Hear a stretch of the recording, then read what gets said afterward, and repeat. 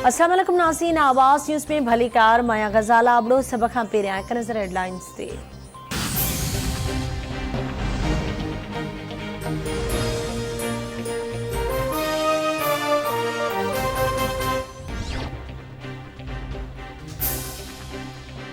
मौसम में बेहतरी ईंदे वज़ीर आज़म शहबाज शरीफ बलोचिस्तान रवानो। वज़ीर आज़म झलमक्सी जो दौरो कंदो। शहबाज शरीफ बोट दौरान थियल नुक़सान जो जाइज़ो वठंदो।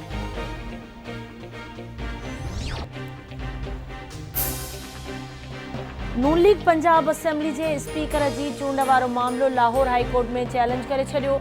नए चूंडल स्पीकर सब्तिन खान समेत बियन के धुर बणाए वियो।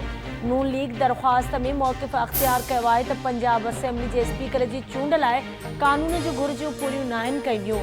स्पीकर की चूंड ॻोल्ही राय सां थींदी आहे। इलेक्शन दौरान बैलेट पेपर्स ते सीरियल नंबर दाख़िल करणु आईन कानून की भञकड़ी आहे।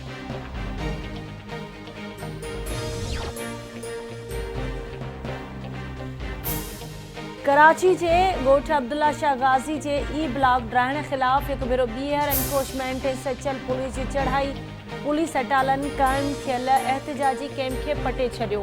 गोठाणन मथां शेलिंग और फायरिंग। मुज़ाहिमत कंदड़ टिन औरतुन समेत 6 गोठाणा ज़ख्मी। इलाइक़ो जंग जो मैदान बणियल।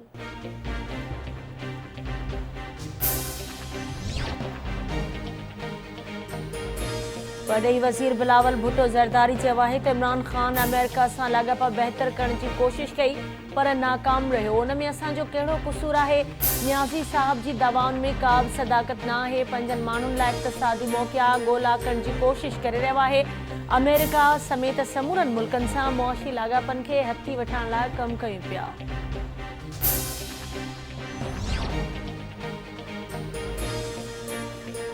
हर दौर में पीटीआई करप्शन जो नओं दास्तान साम्हूं ईंदो आहे। नवाज़ शरीफ पंहिंजी मिल्कियतुनि जो पूरो हिसाब ॾिनो।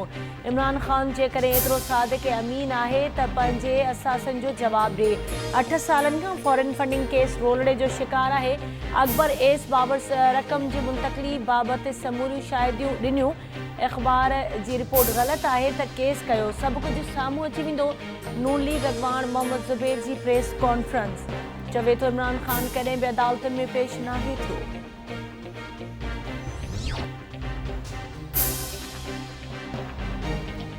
मुदाखलत नरम हुए गरम या सख्त सभिनी के गरजी मुल्क के बचाइणो आहे। सियासी डफेणे अदम इस्तेकाम पाकिस्तान के तबाही तरफ वठी वञी रहियो आहे। हिकु हिकु ॾींहुं कीमती आहे। महंगाई की शरह 36% खां वधी चुकी आहे ऐं ग़रीब अटो भी ख़रीद नथो करे सघे। अवामी मुस्लिम लीग के सरबराह शेख रशीद जो ट्वीट। तारीख़ की बदतरीन सियासी मुआशी बहरान में गुज़री रहिया आहियूं।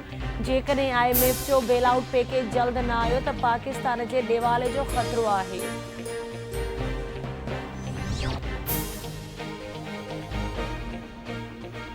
लाहौर की स्पेशल सेंट्रल कोर्ट में FIA मनी लॉन्ड्रिंग केस की ॿुधणी। अदालत शहबाज शरीफ हमज़ शहबाज ते फर्द जुर्म लागू करण लाइ तलब करे वरितो। ज़मानत मंजूर थियण सबब जवाबदारनि अदालत में पेश थियण छॾे ॾिनो आहे। FIA प्रोसिक्यूटर जो मौक़िफ़। जवाबदार ईंदड़ ॿुधणी ते हाज़िरी यकीनी बणाइनि। अदालत जा ॿुधणी दौरान रिमार्क्स।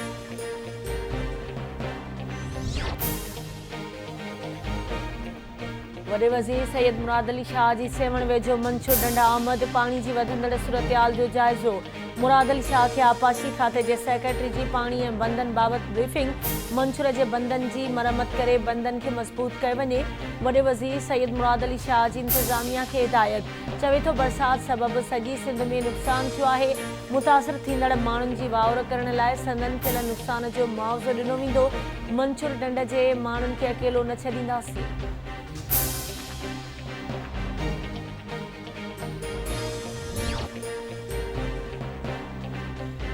बलोचिस्तान के उत्तरी इलाक़न में गजगोड़ से गॾु तेज़ बरसात। हेठाई वारा इलाइक़ा पानी हेठि। जाबलू नदियुनि में चाढ़। कोयटा हरनाई शाहराह ते अचवञ मुअतल। बरसातुनि खां पोइ आयल ॿोॾि मवासिलाती निज़ाम तबाह करे छॾियो। हज़ारें कुटुंब खाद्य खुराक न हुअण ते लंघण काटण ते मजबूर। मस्तोंग जे ज़िले कर्दगाप में बोर जे पानी में 3 ॼणा ॿुॾी विया।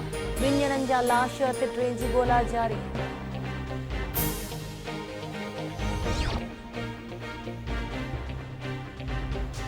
सिंधु दरिया में पानी के वहकरन में वाध। गुड्डू ए सखर बैराज वटे हेठें दर्जे की बोड। सखर बैराज वटे हेठें दर्जे जी बोर्ड खां पोइ कच्चे वासियुनि जे पके तरफ़ लॾ पलाण। गुडू बैराज वटि मथां वहिकिरो 2,91,718 क्यूसेक रिकॉर्ड कयो वियो। हेठां वहिकिरो 2,67,518 क्यूसेक रिकॉर्ड। सखर बैराज वटि मथां वहिकिरो 2,75,048 क्यूसेक। हेठां वहिकिरो 2,40,598 क्यूसेक रिकॉर्ड कयो वियो। कोटड़ी वटे 1,14,390। हेठां वहिकिरो 90,985 क्यूसेक रिकॉर्ड।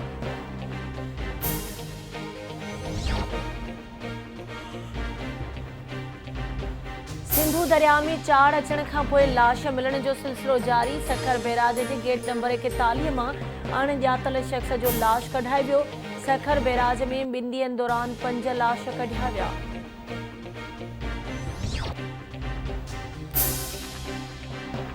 घोटकी वेझो कादरपुर वटां सिंधु दरिया में ॻोठ अब्दुल गनी चाचड़ ऐं ॻोठ मिर्ज़ा चाचड़ समेत केतिरनि ई ॻोठनि खे पाइण लॻो। ॻोठाणा पंहिंजी मदद पाण तहत लॾ पलाण करण लॻा। इंतिज़ामिया ग़ाइब। सिंधु दरिया जे पाणी में मुसलसल वाध। कचे जा फ़सुल बि पाणी हेठि अची विया।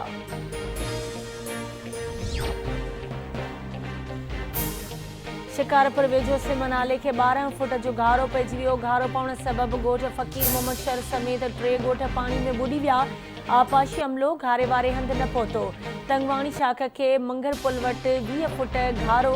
इतला बावजूद आपाशी अमलदार न पहुता। केतिरा ई एकड़ फ़सुल ऐं 4 घर पाणी हेठि अची विया। ॻोठाणा पंहिंजी मदद पाण तहत घारो बंदि करण में रुधल।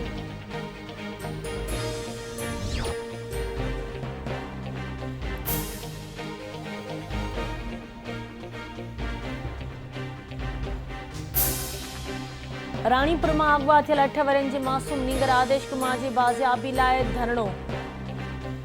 क़ौम परस्त अॻवाननि ते दाख़िल केस जी ॿुधणी। दहशतगर्दी टोड़ अदालत जे जज केस में नामज़द डॉक्टर नियाज़ कालाणी पुनल सारियो समेत 16 ॼणनि जी गिरफ़्तारी खां अॻवारी ज़मानत में 27 अगस्त ताईं वाध करे छॾी।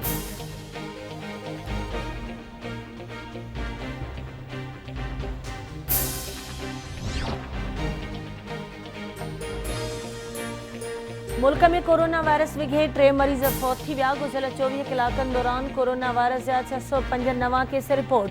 आलमी वबा सबबि 176 मरीज़नि जी हालत ॻणितीअ जोगी। मुल्क में कोरोना वायरस जी शरह 3.15% रही।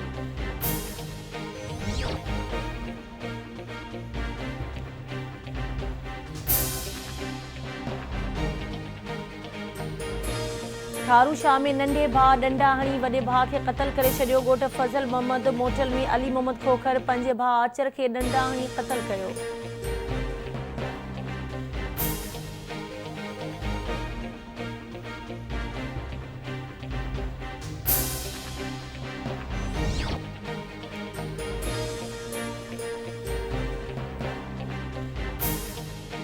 जेकबाबाद पुलिस ऐं धाड़ियलनि विच में मुबैना पुलिस मुक़ाबिलो। हिकु धाड़ियल मारिजी वियो। लालमीर गलवाणी पुलिस खे धाड़े ऐं ड्यूटी अटका समेत मुख़्तलिफ़ केसनि में घुर्बल हो।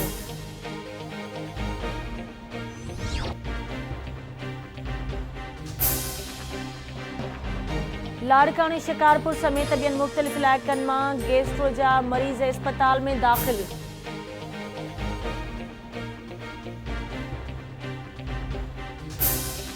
खैरपुर ऐं भरपास वारनि इलाइक़नि मां गैस्ट्रो जे मर्ज़ ते ज़ाब्तो न अची सघियो। 77 खां वधीक ॿारड़ा सिटी अस्पताल में दाख़िल। अस्पताल में बेडनि जी खोट। जाती में भी गैस्ट्रो में मुब्तला 150 मरीज़नि खे तालके अस्पताल में दाख़िल कयो वियो।